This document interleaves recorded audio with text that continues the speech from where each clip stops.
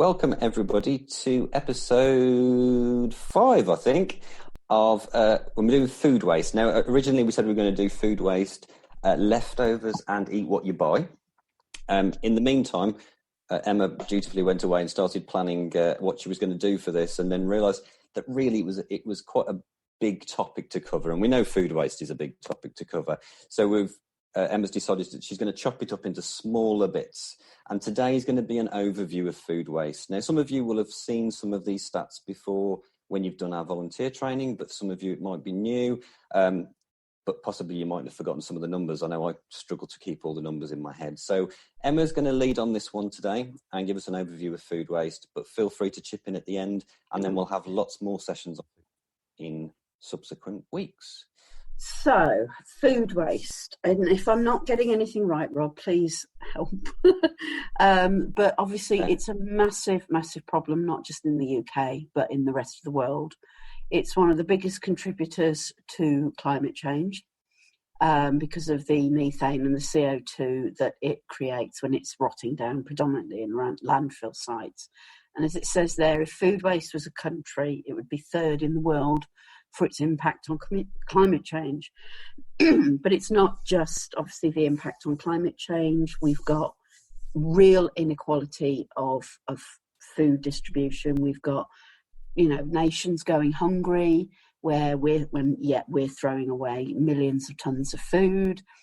There's issues around, obviously, the amount of energy that's used to grow and produce food and the amount of water. And obviously, as our climate changes and things are drier, it reduces the amount of water that's available. But then also if it goes very wet, we've seen this year, I honestly think we need to rewind to about 31st of December 2019 and start this year again, to be honest with you, because we had the wettest winter that I can remember. Those of you who know me will know I did nothing but moan about being up to my knees in mud with my horses.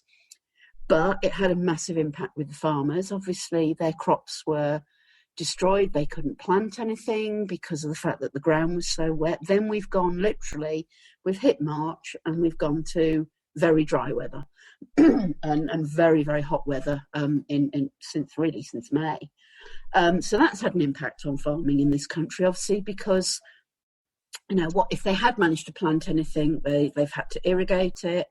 And, it's a nightmare. So obviously, we need to be looking at how we as a country can do our bit to reduce the amount of food that's actually thrown away. Because as you can see there, over a third of the food that's actually produced in the world is wasted, which is criminal, really, I think, in this day and age. So what's the problem? Well, as you can see, we as a country throw away or waste 7.1 million tonnes of food, which is just obscene, frankly, like I say, because of the way that the economy is going with people reliant on food banks. Not all of it is household. It's still, predominantly the households that throw away most of the waste. The hospitality and food service industry throw away about 1 million tonnes, and there is work that is going on at the moment with them to try and get them to try and reduce the amount of food that they throw away. Ironically, it's your high-end restaurants that throw away the least, because obviously they cook the least, and they're very, very good at sort of using things for stocks and stuff like that. It's when you get into your buffets and things like that, and your pubs and your cheap and cheerfuls, that you start to see a lot more food waste. Retail is a small amount, and manufacturing, obviously, there's a lot of manufacturing waste. When we went to look at the anaerobic digestion plant last year, or the year before, down in Gloucestershire, they take 50 tonnes a week of pastry from Gingsters, because what they have to do is when they're changing over the filling, they have to make sure that the line is actually free of any contaminants. So if you're making a steak bake one week and then you're making a vegetarian the next week, they have to make sure that everything is not transferable of those sort of things. So that's why they dispose of 50 tonnes of pastry a week. So what's it costing us? Well, we're throwing away £12 billion worth of good food and drink every year. It works out at about £700 a household. It has gone down. Food waste that we throw away has gone down a small amount over the last few years because of the work that RAP have done around food waste reduction. It used to be at 820 that we excuse me, that we used to obviously quote at people, but 700 is still an awful lot of money. When we did our focus groups for Love Food, Hate Waste, and we were saying to people, if you said to people, what would you do with £700? Most people are like, oh, it'd be a holiday, it would be clothes or toys for the children. And people don't think of it as actual cold, hard cash going into the bin, because they buy their shopping and then they do whatever they have to do with their food and they throw it away. So out of that 7.1 million tonnes, there's what we call edible and inedible. So your inedible stuff is things like your fruit peelings, your apple cores, your potato peelings, your fruit, your stalks. Some of those can actually be reused.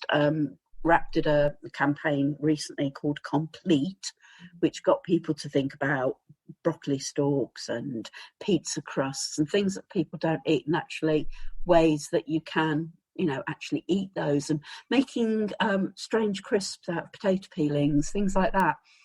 And obviously your wasted food, which is the edible stuff, that's the thing that we, as a country, us as a council and volunteers can actually have some impact over when we're talking to the public.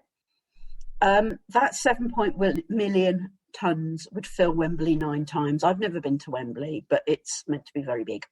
So you can imagine that would be full of food, 9 times over, which is just phenomenal. You can't even imagine that amount of food, in one place. So,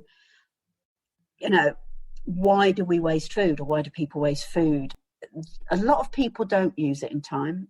And I have to confess that I'm one of those people. I will buy stuff and then I'll suddenly realise that it's gone past its use-by date and it has to go in the bin. But I am very, very careful normally. I will check food.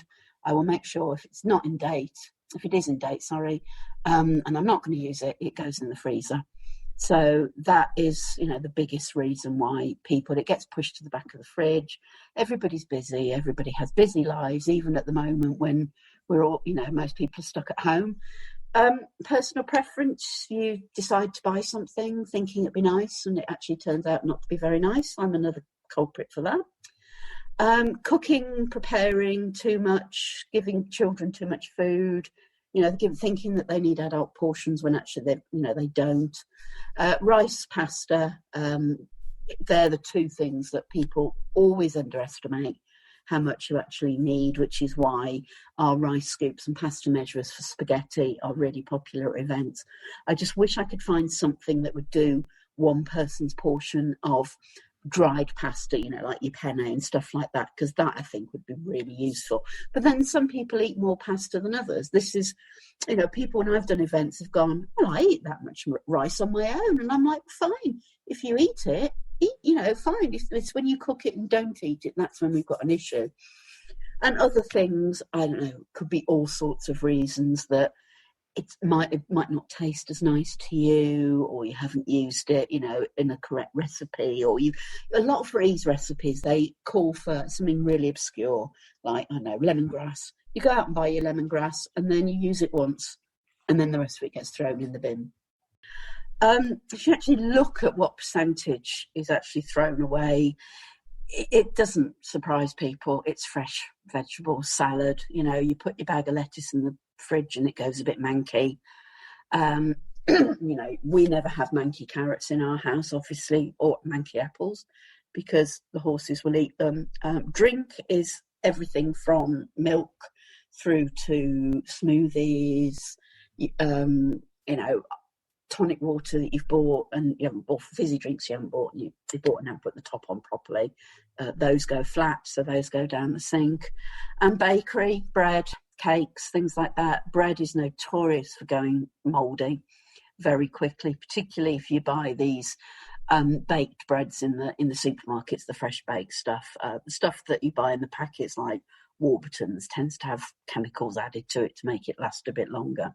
But again, all of this stuff, you can actually find a way to not have to dispose of it through various means. Just some stats, I think, that frighten people. The amount of people that's thrown away, amount of food that's thrown away every day. Potatoes, ham, bananas, milk. Bananas go black, and people who are like me go, oh, I'm not eating those. But then I make banana bread. I love making banana bread. So I actually buy bananas and then don't eat them so I can make banana bread. But it is really scary when you think of this every day in this country. And our top 10, obviously potatoes, bread, milk. Homemade meals, which all pre-prepared meals. I assume that means microwave meals. Fizzy drinks, again, your pork and your ham and your bacon, chicken, which is my downfall. I buy chicken and then forget to put it into the freezer. Carrots, yeah, an academic in my house. And processed potatoes. So I assume that means things like mashed potato, chips. But you've obviously got all these processed and these. You can go to Tesco's and you buy, your ready-made potatoes trimmed and cut, and your swede and everything mash and everything like that. Those are okay if there's two of you. But if you're a person on their own, and this is always what a lot of people say, is so many supermarkets are geared up to 2 or more people. If you're cooking for one, it's a nightmare. And this is something my dad has found, but he has Wiltshire Farm foods mainly because they're the right size portion for him, and also he admits to being rubbish at cooking. So he just literally has to open a packet and put it in the oven for him. So at least he eats. The argument is that RAP keep having with us is that the 16 to 35 age group are the most prolific when it comes to food waste. But as you can see by this bar chart, everybody wastes food. They say, the older generation, the ones that went through the war, they don't waste food, and they try not to because obviously they're on limited income. But a lot of them are like my dad. They're on their own. They go to the shops and they can't buy like 4 or 5 potatoes unless they buy them loose. And a lot of elderly people aren't mobile, so they rely very heavily on microwave meals and things like that you can buy locally, rather than going to, say, Morrison's and buying 6 potatoes. So it is interesting that everybody wastes food.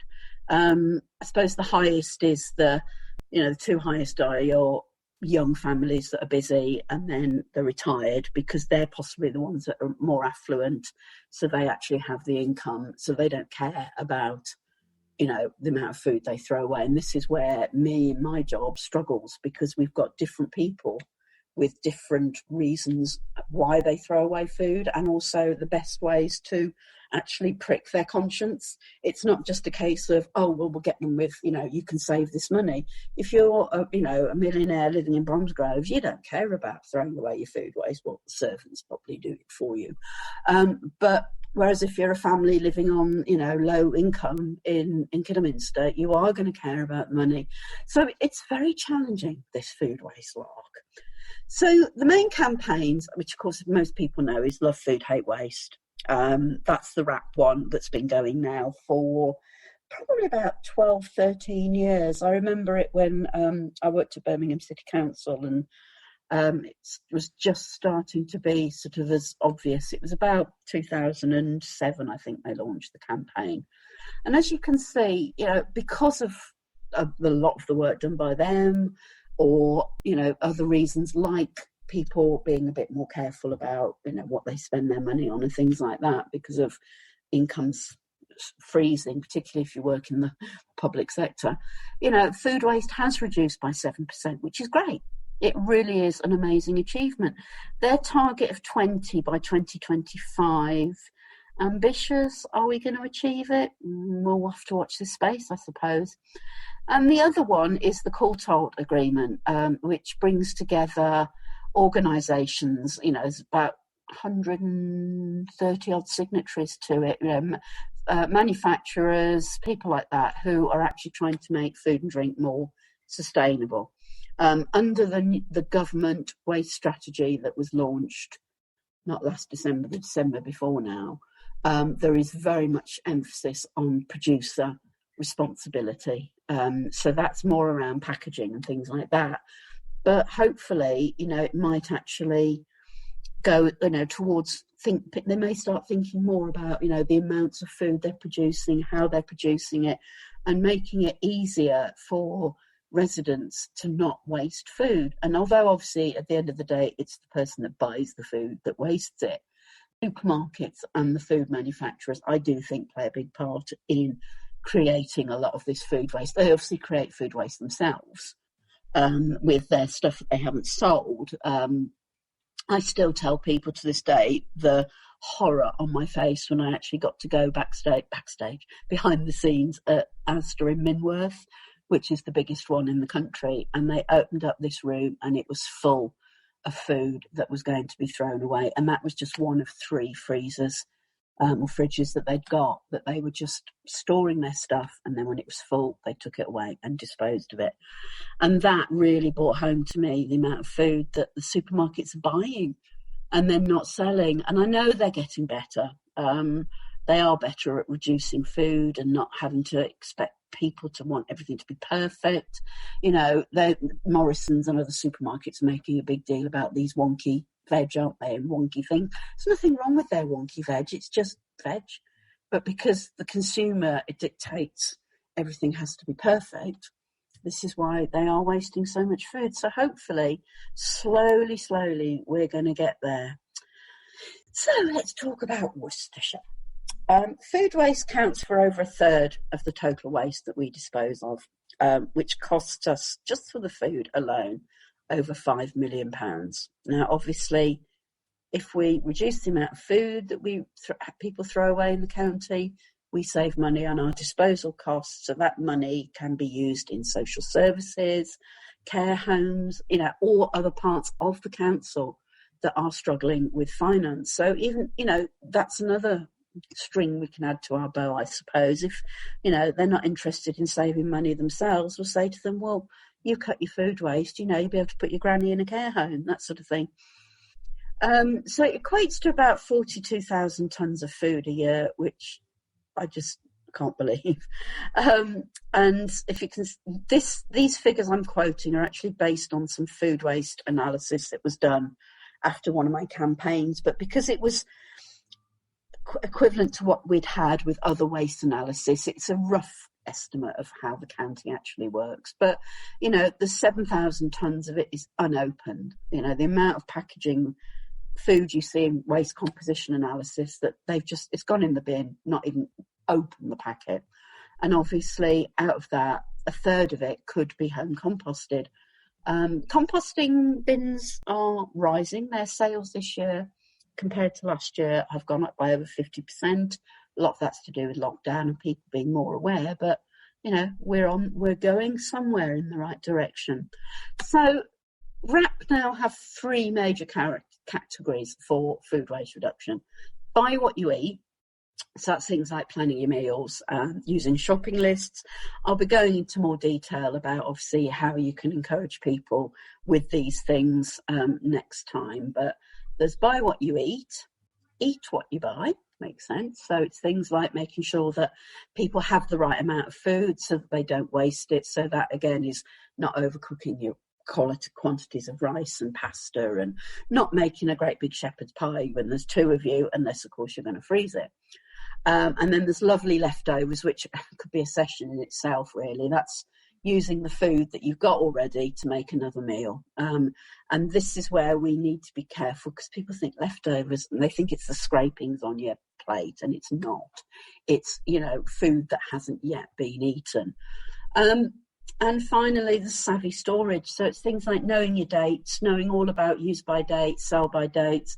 Don't think that because it's the 1st of July, I've got some chicken in the fridge, surprise, surprise, that says 1st of July. Well, it's not going to get to midnight tonight and go, oh, it's the 2nd of July, and suddenly go mouldy, but it will be going in the freezer tonight. But, in the old days, people didn't, look, you don't look at an apple in a farm shop and it's got a use-by date on it. So why do supermarkets have to have use-by dates on fruit and veg and things like that? You can look at it, you can see if it's okay.